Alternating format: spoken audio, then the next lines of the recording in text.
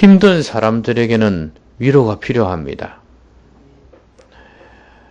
이스라엘 백성들에게는 위로가 필요했습니다. 식민지 지배를 받았으니까요.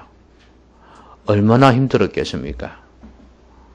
온갖 핍박과 유린을 당했을 것입니다. 많은 것을 빼앗아 갔어요. 정말 사람 같지 않는 그런 삶을 살았을 겁니다. 그런데 꿈도 꾸지 않았던 해방이 가까이 다가오고 있습니다. 하나님께서 이스라엘 백성을 회복시킬 계획을 갖고 계시는 것입니다. 그래서 하나님께서 먼저 이사야 선지자라는 사람한테 명을 하십니다. 내 백성을 위로하라. 내 백성을 위로하라. 이제 복역의 때가 끝났다. 이제 바벨론이란 나라가 공격을 해서 지배를 하고 있었는데 이제 그 때가 지나간다 그 말이에요. 그러니 너는 가서 내 백성을 위로하라 이렇게 말씀하십니다. 그럼 도대체 위로하라는 게 어떤 것인가 하는 거예요. 이 하나님의 메시지를 외치는 것이기도 한데 근데 오늘 본문을 잘 보시면 이사야가 가서 외칩니다. 외치는 그게 바로 하나님의 위로의 비결입니다. 근데 그 내용의 핵심이 뭐냐 하면 여호와의 대로를 평탄하게 하라는 거예요.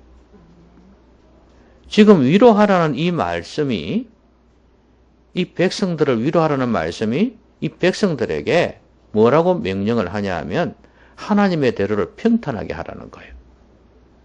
이게 바로 위로의 비결입니다. 우리가 생각할 때는 가서 고생했지 수고했지 이런 줄로 알았는데 그게 아니란 말이에요. 여호와의 대로를 평탄하게 하라는 것은 이 시온의 대로하고 같습니다. 여러분 시온의 대로라는 것은 예루살렘의 대로예요. 시온은 예루살렘의 별명 아닙니까? 예루살렘에는 성전이 있지 않습니까? 거기에는 하나님이 계십니다. 하나님 임재의 상징입니다. 실제로 거기에 임재하시고 그쪽으로 하는 길이 시온의 대로가 확 뚫려 있는 거예요. 큰 길이. 그러니까 얼마나 가기 좋습니까? 그죠? 그런 것처럼 여호와의 대로를 평탄하게 하라는 것은 하나님을 만나러 가는 그 길이 평탄하게 하라는 거예요. 그 말은 하나님 만날 준비를 하라는 거예요. 이게 바로 위로의 비결입니다. 아무리 힘든 데에서 해방되었다 할지라도 하나님을 만나지 않으면 진정한 위로가 안 된다는 거예요. 우리 성도들이 어려움을 만날 때가 있습니다. 그런데 그 어려움에서 벗어나는 게 문제가 아니라 그 어려움을 통해서 하나님을 만나야 되는 거예요. 하나님을 만날 때 진정한 위로가 된다는 거예요. 그 문제가 해결되어졌다 해가지고 내 마음에 위로가 오느냐? 어느 정도는 도움이 되겠죠. 그러나 진정한 위로가 안 돼요. 진정한 위로는 하나님을 만나야 되는 거예요. 왜 하나님께서 이 어려움을 주셨는지도 알아야 되고 나를 향하신 하나님의 뜻이 무엇인지를 알아야지 그제서야 위로가 된다 그 말입니다. 제가 한번 그 말씀 드린 적이 있죠. 모래 위에 발자국. 이 사람은 자신의 인생을 살아오면서 너무 고생을 많이 했어요. 물론 평탄할 때도 있었지만 엄청나게 힘들 때도 있었어요. 그래서 지나오고 난 뒤에 자신의 인생을 돌아보았습니다.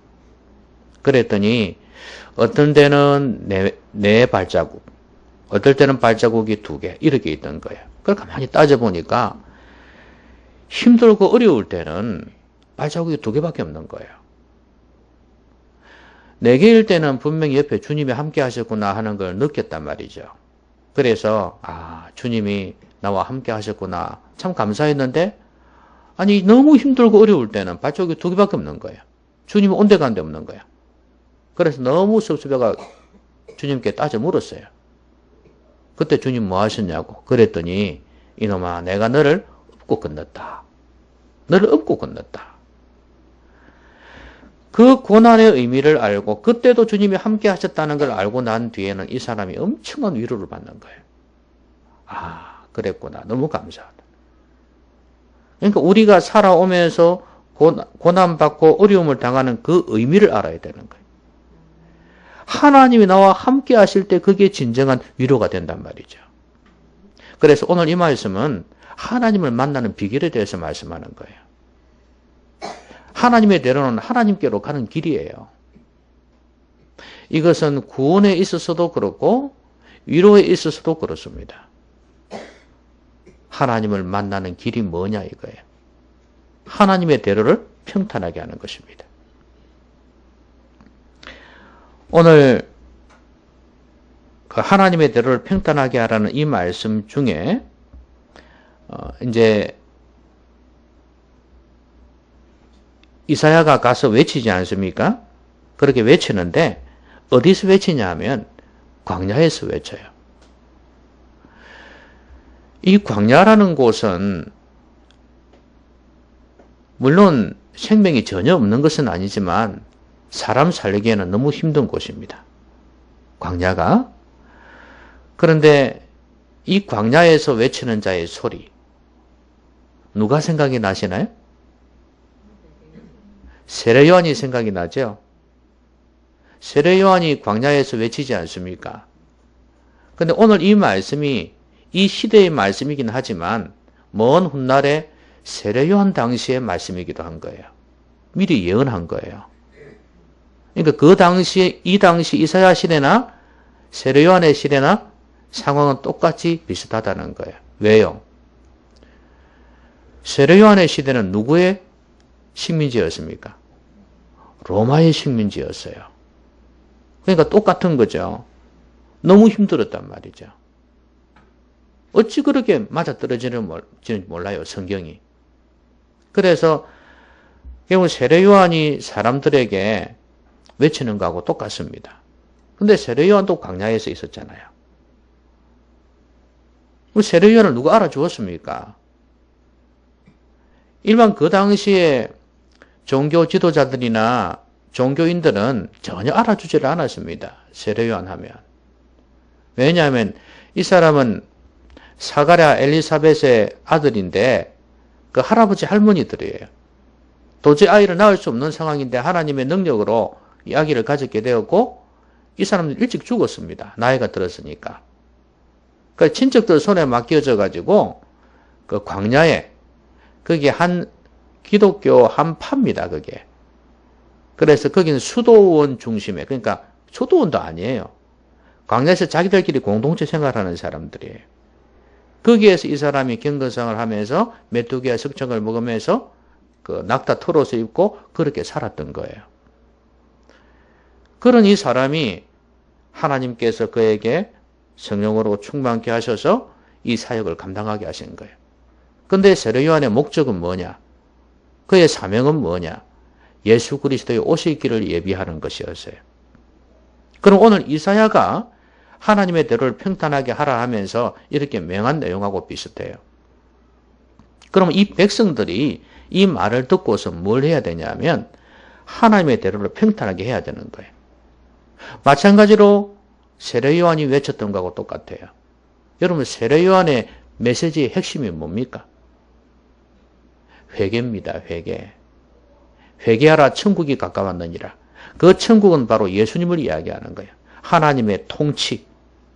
천국은 하나님의 통치의 영역입니다. 그 하나님의 통치는 바로 예수 그리스도예요. 예수 그리스도 그분이 이제 가까이 오셨기 때문에 너희들은 회개하라 이 말이에요. 그럼 결국은 오늘 여기에서 세례요한을 통해서나 이사야를 통해서 하나님께서 이 귀한 메시지를 던지시는데 근데 우리가 한번 생각해 봐야 될 것은 뭐냐면 다 광야에서 외치고 있습니다. 아까도 말씀드렸듯이 사람들이 별로 탐탁치 않게 여기는 곳, 기대하지 않는 곳입니다. 역시 거기에 살던 사람 세례 요한도, 거기서 외치는 이사야도 어찌 보면 사람들이 별로 알아주지 않는 사람들입니다. 근데 하나님께서는 많은 사람들이 하나님을 만나게 하는 이 도구로 쓰시는 사람들이 이 세상에서 대단한 사람들이 아니라는 거예요. 사람들이 알아주는 사람이 아니라는 거예요. 하나님께서는 지금도 여러분들을 통해서도 이 일을 하실 수가 있습니다. 자, 그러면 여호와의 길을, 하나님의 길을 평탄하게 하는 방법이 뭘까요? 오늘 말씀이 그걸 우리에게 가르쳐 주고 있습니다. 자, 4절 한번 보시죠. 우리 하나님의 대로를 평탄하게 하라 하시면서 어떻게 말씀하시냐면 골짜기마다 도두어지며 산마다 언덕마다 낮아지며 고르지 아니한 곳이 평탄하게 되며 험한 곳이 평지가 될 것이요. 그랬습니다. 이게 길이 이리 되면 평탄해지겠죠? 자, 그런데 여기에서 골짜기나 산이나 언덕, 그 다음에 고르지 아니한 곳, 험한 곳, 이것은 뭘 이야기하냐면 바로 우리의 마음을 이야기합니다. 우리의 마음의 상태, 영혼의 상태를 이야기해요. 뭘 보면 알 수 있냐면 세례 요한이 이 백성들에게 외치는 메시지를 한번 보십시오. 회개하라는 거예요. 그럼 뭐예요? 결국은 마음이에요, 마음. 그리고 삶이에요. 그러니까 한마디로 하면 경건생활입니다. 결국은 마음을 어떻게 하느냐에 따라서 경건생활도 달라질 거 아니에요. 우리의 내면을 어떻게 바꿔야 될지를 말씀해 주는 내용입니다. 하나님을 시원하게 만날 수 있는, 그 대로를 달려서 하나님께로 갈 수 있는 그 비결이 뭐예요? 결국 우리의 마음 아니겠어요? 우리의 영혼이란 말이죠. 이 영혼이 잘못되면 하나님을 만날 수가 없어요. 여러분, 하나님의 진정한 위로가 필요합니까? 하나님을 만나야 합니다. 하나님께서 함께 하실 때 그 어려움도 극복할 수 있고요. 위로도 얻을 수가 있어요. 그러면 어떻게 하면 하나님 만날 수 있을까요? 자, 여기에 골짜기마다 도두어지며, 여러분 여기에 골짜기는 푹 들어간 곳이죠. 그렇죠? 이게 있어서는 대로가 될 수가 없어요. 이 골짜기가 뭔지 아십니까? 열등감이에요. 우리 안에 푹 들어간 곳입니다. 이게 골짜기, 우리 마음에 영혼에 골짜기가 있어서는 하나님께로 갈 수가 없어요. 여기 도두어지며 그랬죠? 골짜기를 메운다는 이야기 아닙니까? 골짜기를 메워야지 그 길이 평탄하게 될 거고 그 길로 달려갈 거 아닙니까? 그런데 이 골짜기가 있어서는 하나님을 만날 수가 없어요. 열등감이 있는 사람은 하나님 만나기 힘들어요. 여러분, 열등감이 왜 생기죠? 왜 열등감이 생깁니까? 불신 때문에. 또요, 원인은 여러 가지입니다.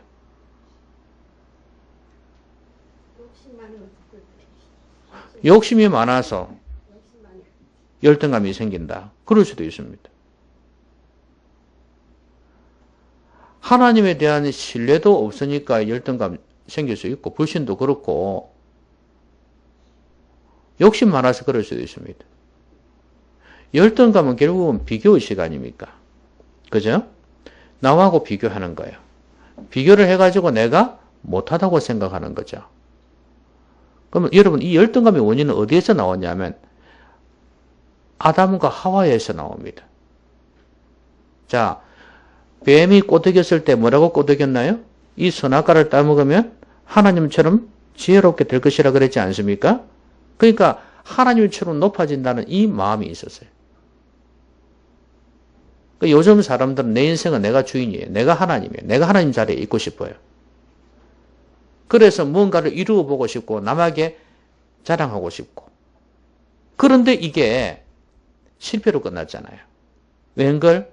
뭔가를 이루어 줄 것처럼 뱀이 꼬드겼는데 막상 따먹고 나니까 그게 아니었단 말이죠. 뭐가 지혜롭긴 지혜로워. 오히려 죄악을 알게 되어져 버렸고 영혼이 황폐해져 버렸어요. 그 다음에 어떻게 하나요? 하나님께서 아담아 내가 어디 있느냐 그러니까 이제 변명으로 일관하죠. 아내가 하와가 그래 따먹게 해서 또 하와는 뭐예요? 뱀이 따먹게 해서 전부 다 변명과 핑계로 일관합니다. 그리고 분노하고 열등감이 바로 이런 거예요.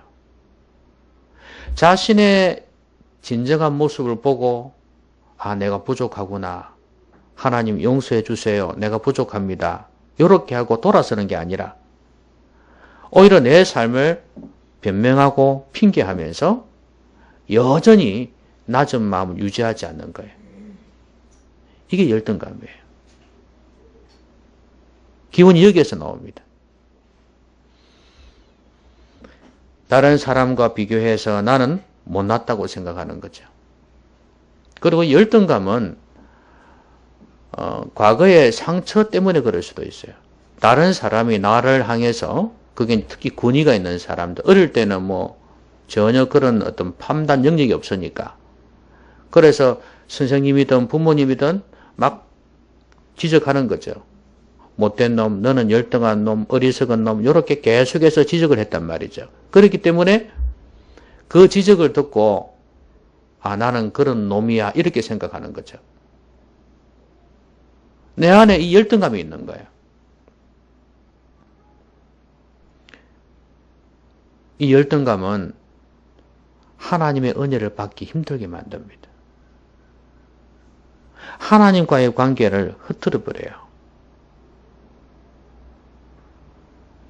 진정한 회개를 통해서 돌아와야 되는데 그렇게 하지 못하게 만들어요. 저는 아담과 하와가 하나님 앞에서 엎드려서 회개하고 자복했으면 어땠을까? 그 생각해 봅니다. 변명으로 일관하다가 핑계로 일관하다가 결국은 에덴 동산에서 쫓겨나지 않습니까? 그런 걸 보면서 결국 우리도 그렇습니다. 하나님 앞에서 솔직한 모습으로 회개하고 돌아설 때 그때 오히려 열등감의 문제가 해결될 수 있어요. 그렇지 않으면 열등감은요. 우리 안에 계속 있으면 하나님의 뜻을 깨닫지 못하게 만들고 헌신하는 거, 순종하는 거 전혀 못하게 만들어요. 열등감이 있는 사람은 이런 신앙 가질 수가 없습니다. 여러분 정탐꾼 아시죠? 12명의 이 정탐꾼이 결국 하나님께서 주신 그 비전이 있었잖아요. 가나안 땅을 정복하는 것이었습니다. 근데 정탐하러 보냈는데 뭐라고 이야기를 했나요? 우리는 10명이 그랬어요. 10명이 2명 빼놓고 여호수아와 갈렙 빼놓고 10명이 뭐라 그랬냐면 우리는 메뚜기 같다. 저 가나안 땅에 있는 사람들은 거인과 같다. 거인. 그리고 과장합니다. 포도가 일이 크고 완전히 컴플렉스. 메뚜기 컴플렉스를 그래요. 열등감 가득 차가지고 돌아옵니다. 그 가득 차가지고 돌아와가지고 부정적인 소리 합니다. 근데 여호수아와 갈렙은 하나님이 주신 땅이 저기 있단 말이지. 가자 이거예요. 하나님은 우리에게 꿈을 주셨다. 사명을 주셨다. 비전을 주셨다. 가자 이거예요. 하나님 함께 하시면 된다는 이 말을 했습니다. 여러분 열등감은요. 꿈도 죽여버립니다. 열등감은 꿈도 죽여버려요. 비전도 죽여버려요.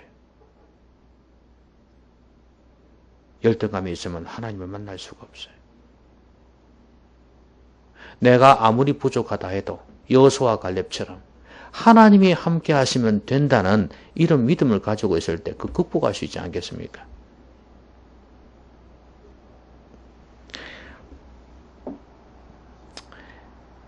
그 다음에 그 두 번째로 산이나 언덕이 나오죠.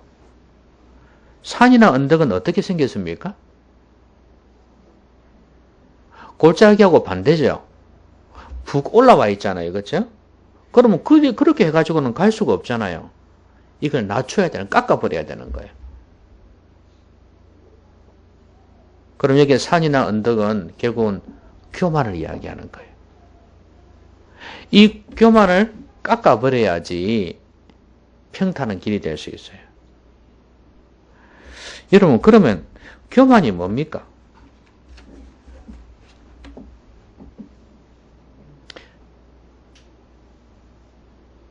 교만, 나를 높이는 거죠. 내가 높아지는 겁니다. 하나님은 높아져야 될 하나님은 안 높이고 내가 높아지는 게 교만이잖아요. 그리고 하나님은 하나님의 생각, 하나님의 말씀 뒷전에 두는 거죠. 내 생각, 내 경험이 중요한 거예요. 이게 뭐예요? 교만이란 말이죠. 이 교만은요, 열등감의 또 다른 모습이라고 보시면 됩니다. 자기가 뭔가를 해보려고 교만을 떨다가 아담과 하와처럼 말이죠. 그러다가 안 되니까 숨어버리는 것처럼 열등감을 갖게 되는 거예요. 교만은요, 하나님의 말씀을 들을 때 근성으로 들어요. 왜냐하면 이 하나님 말씀 별로예요.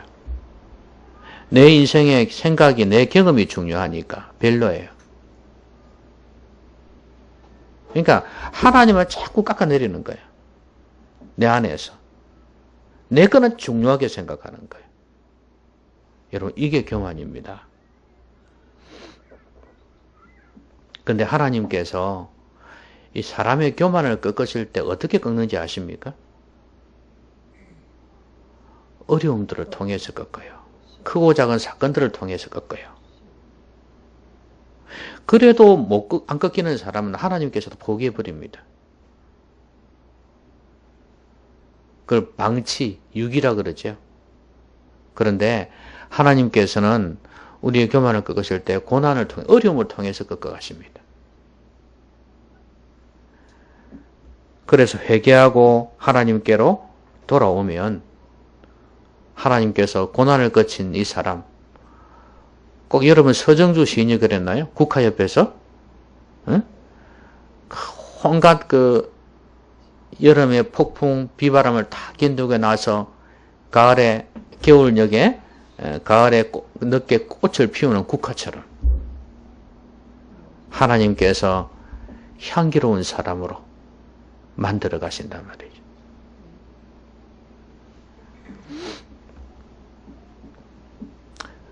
그러니까 먼저 우리가 하나님 앞에서 열등감이 해결되어져야지 이 교만도 해결될 수 있어요.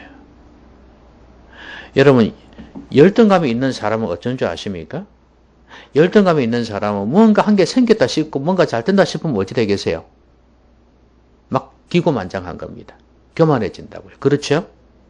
근데 또 교만한 사람이, 기고만장한 사람이 뭔가 한 게 자기 마음대로 안 되고 그러면 어찌 돼요? 푹 꺼져버려요. 열등감을 가지게 된단 말이죠. 이게 동전양면이에요. 그러니까 우리가 문제가 있을 때 그 문제의 어떤 크기만 바라보지 말고 거기에 압도당하지 말고 거기에 열등감 가지면 하나님을 바라보지 못하면 결국에는 나중에 뭔가 잘 되면 교만해질 수밖에 없어요. 우리는 힘들고 어려울 때 그 문제만을 바라보지 말고 하나님을 바라봐라.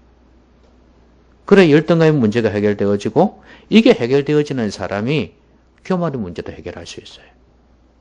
왜냐하면 잘 때에도 내 힘으로 할 수 있는 게 아니고 내 힘으로 한 것이 아니기 때문에 겸손해질 수 있는 거예요.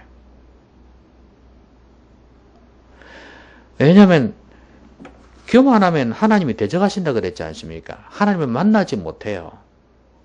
하나님이 쫓아내버리는, 대적해버리는데 어떻게 하나님 만날 수 있겠나요? 안 되지. 그러니까 내 생각, 경험 내려놓고 하나님 말씀을 최우선으로 여기시라고 말이에요. 하나님의 뜻을 최우선으로 여기면 하나님 만나는 거 쉬운 거예요. 그리고 하나님의 위로가 우리 가운데 있게 될 것입니다. 말할 수 없는 하나님의 은혜가 넘친다 그 말이에요.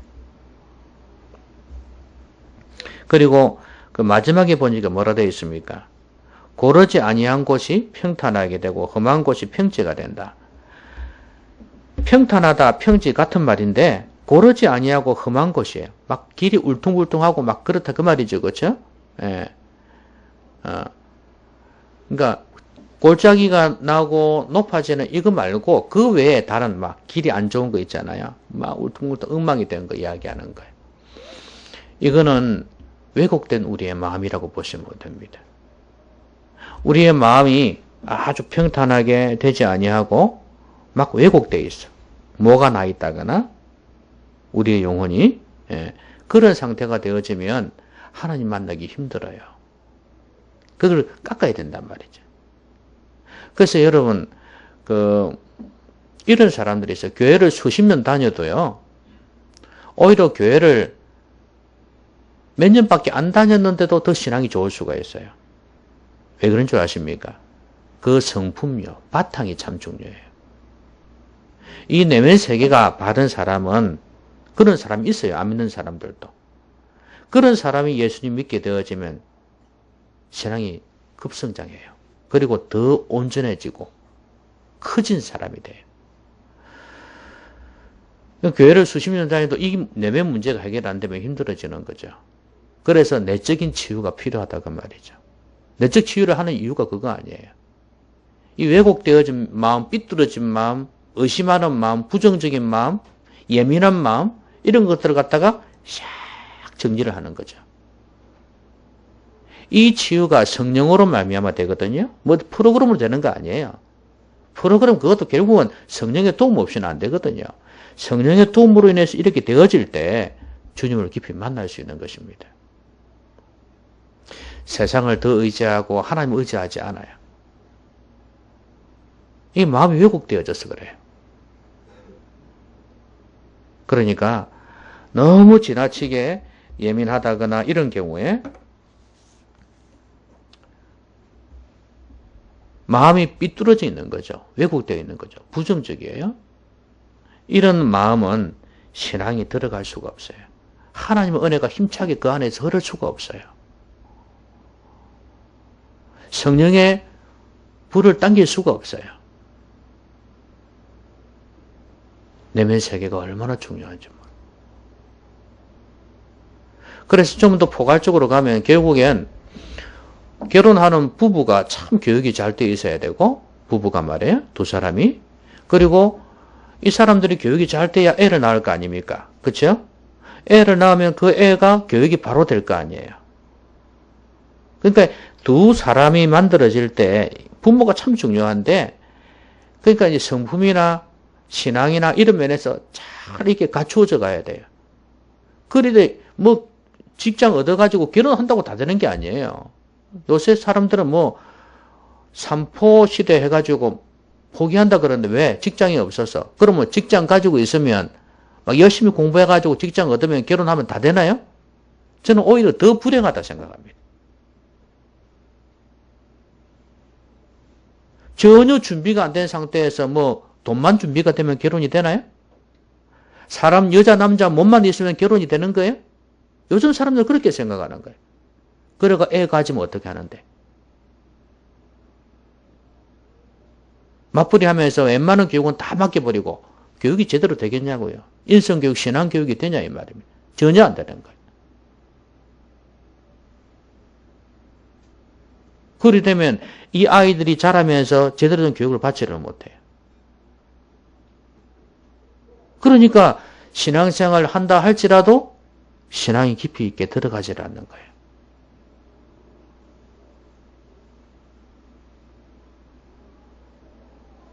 돈 버는 게 중요한 게 아니에요, 사실은.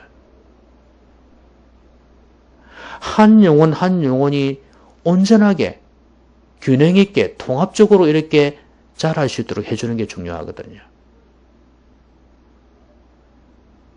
그 모든 요소에 신앙이 들어가는 거고, 신앙은 따로 있고 이렇게 되는 게 아니에요. 신앙의 기초 위에서 이렇게 세워져 가야 되거든요. 그렇게 되어질 때 한 영혼이 바로 서서 이런 사람들이 믿음으로 바로 서가는 그런 교회가 되어질 때 교회가 건강한 교회가 되는 거예요. 근데 이게 안 되니까 계속해서 빈곤의 악순환이에요. 빈곤의 악순환. 부모가 그래 놓으니까 자녀들이 그런 교육을 못 받았잖아요. 또 자라나죠. 또 그 밑에 또 그리 되는 거예요. 그러니까 계속해서 그렇지 않아도 이 세상에 문제가 많은 세상인데 이거 쫓아도 안 되니까. 온전한 교육이 안 되니까. 가정이든 교회든 역시 어려움이 계속 답습될 수밖에 없는 거예요. 진정으로 주님 앞에서 규모 있는 신앙 가지고 주님 앞에서 헌신하는 사람이 얼마나 되냐고요. 안 되는 이유가 이런 이유 때문이에요. 저는 여러분이 하나님을 깊이 만나기를 원합니다. 그냥 단순히 어려우니까 등 두드려주면서 괜찮다 하는 그런 수준이 아니라 하나님을 깊이 만났으면 좋겠어요. 여러분의 영혼과 여러분의 육체가 온전히 하나님을 만났으면 좋겠어요. 그래서 진정한 위로가 있었으면 좋겠어요. 하나님의 비밀을 알고 하나님이 일하시는 이유를 알고 목적을 알면서 나를 향하신 하나님의 계획도 알면서 그 안에서 진정한 위로가 있었으면 좋겠어요. 그리고 그 위로를 통해서 어떻게 해요? 주님을 깊이 만나고 주님을 위해서 헌신하는 사람이 될 수 있었으면 좋겠어요. 여러분, 예수님을 만난 사람들은 어떻게 되었죠? 세례 요한을 통해서? 가장 대표적인 사람이 베드로 안드레잖아요. 이 사람들이 세례 요한의 제자들이었단 말이죠. 그런데 이 사람들이 예수님을 만나게 되었고 예수님께로 갔어요. 요한도 마찬가지죠. 그렇게 가가지고 예수님의 훌륭한 제자가 됐잖아요. 결국은 세례 요한의 메시지 회개하라. 이 메시지를 듣고 그들의 내면을 깨끗하게 했어요. 그래가지고 예수님을 믿고 따랐고 그들은 주의 제자가 된 거 아닙니까? 저는 여러분들이 주님을 깊이 만나기를 원해요. 그래서 정말 주님의 진정한 제자가 되었으면 좋겠습니다.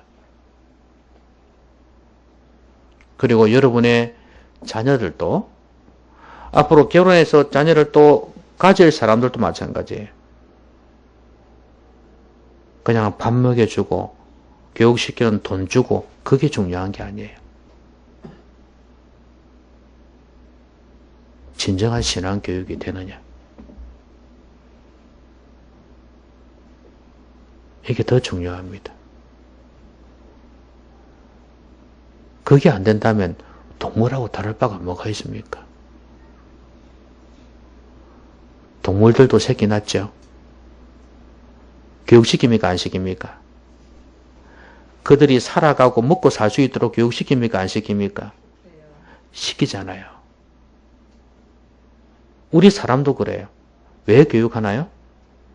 나중에 좋은 대학 가고 좋은 직장 얻을 수 있도록, 한마디로 뭐예요? 먹고 살 수 있도록 교육하죠. 뭐가 달라요?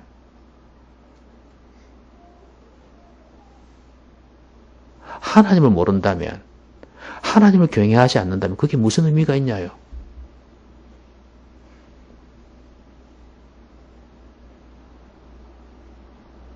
사자가 자기 새끼 먹이기 위해서 광야에서 먹이를 잡든 숲 속에서 먹이를 잡든 좀 그늘진 곳에서 먹이를 잡든 그게 무슨 상관이 있어요?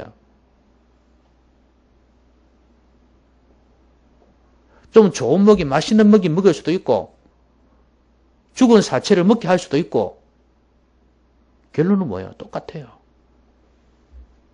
그 차이지.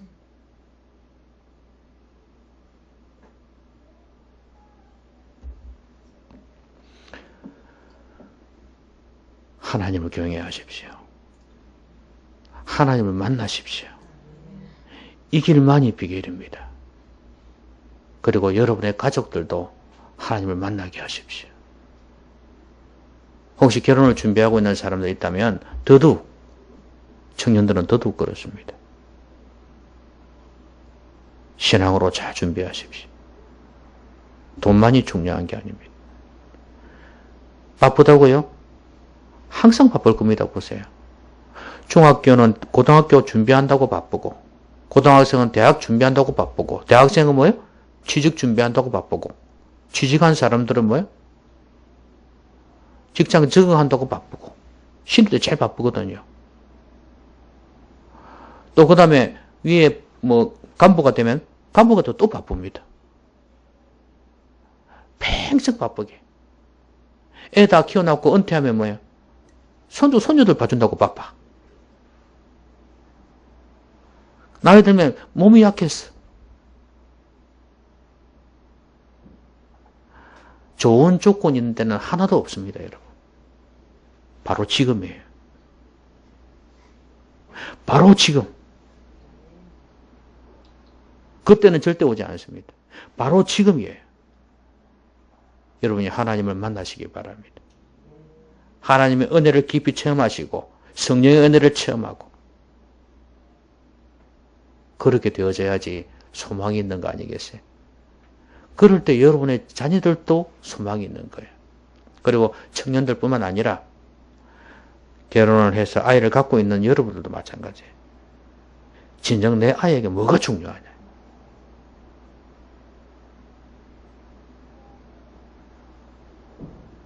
이 세상에서 먹고 살 수 있는 교육시키는 그것으로 끝날 것이냐? 동물과 다를 바가 없습니다. 하나님을 어떻게 심어줄까? 어떻게 이 내면 세계가 바로 되어져서 하나님을 만나게 해줄까? 이게 중요한 거예요. 열등감과 교만. 이건 하나님만 바라볼 때 가능합니다. 이게 해결해지는 거예요. 그 다음에 마음에 왜곡된 이 모든 것들을 좀 깨끗하게 정리해야 됩니다. 마음이 얼마나 중요했으면 예수님이 씨 뿌리는 비유까지 말씀하셨을까요? 옥토가 되어야 됩니다. 묵은 땅을 기경해서 옥토가 되어질 때 그때 씨앗이 들어와서 열매를 맺는 거 아닙니까? 우리 안에 하나님의 성령의 은혜가 말씀의 은혜가 들어와서 깊이 뿌리를 받고 열매를 맺을 수 있게 해야 안 되겠습니까? 아무쪼록 여러분들이 이 내면의 문제를 잘 해결하시고 하나님을 깊이 만남으로 하나님의 은혜의 강수가 여러분 가운데 넘쳐나게 되기를 주의 이름으로 기원합니다. 기도하십시다.